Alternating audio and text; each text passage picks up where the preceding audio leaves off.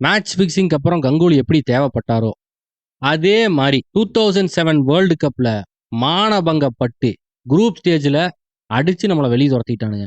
அப்போ இந்தியன் டீமுக்கு ஒரு சேஞ்ச் தேவைப்பட்டது. அப்பதான் வராப்ல அண்ணன் எம்.எஸ். தோனி.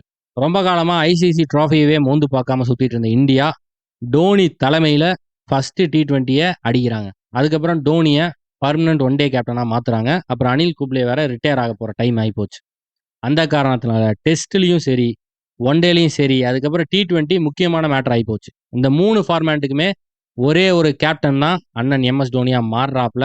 அதுக்கு முன்னாடி கூட வெளியூர்லலாம் போய் ஒரு சீரிஸ், 2 சீரிஸ் அப்பப்போ ஜெயிப்போம். தோனி வந்ததுக்கு அப்புறம் தான் மேஜரான டோர்னமெண்ட்ஸ் எல்லாம் ஜெயிக்க ஆரம்பிச்சோம். First T20 world cup.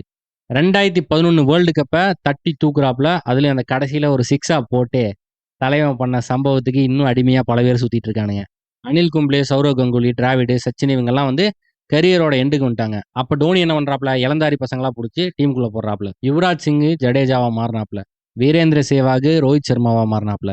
Harbhajan Singh Ravichandran அஸ்வினா மாறினாப்ல. Cricket பார்க்குற பல பேத்துக்கு இந்த மேட்டர் பிடிக்கல. ஆனா ஒரு டீம் எவால்வ் ஆகணும்னா இந்த மாதிரி கடினமான டிசிஷன்ஸை எடுத்து தான் ஆகணும். இவங்கெல்லாம் வந்ததுக்கு முக்கியமான காரணம் டோனி தான். உலக வரலாற்றிலேயே எல்லா ஐசிசி ட்ராஃபியை ஜெயிச்ச ஒரே கேப்டன் தோனி தான்.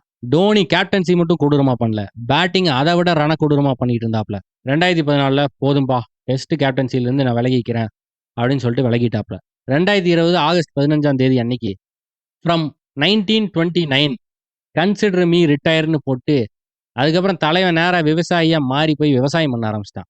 சென்னை சூப்பர் கிங்ஸை ஒரு வேர்ல்டு லெவல் பிரான்ச்சைஸா உருவாக்கி விட்டதுக்கு மிக முக்கியமான காரணமும் அண்ணன் தோனி தான். இந்தியாவோட one of the greatest captain ever, most successful captain ever அண்ணன் தோனி.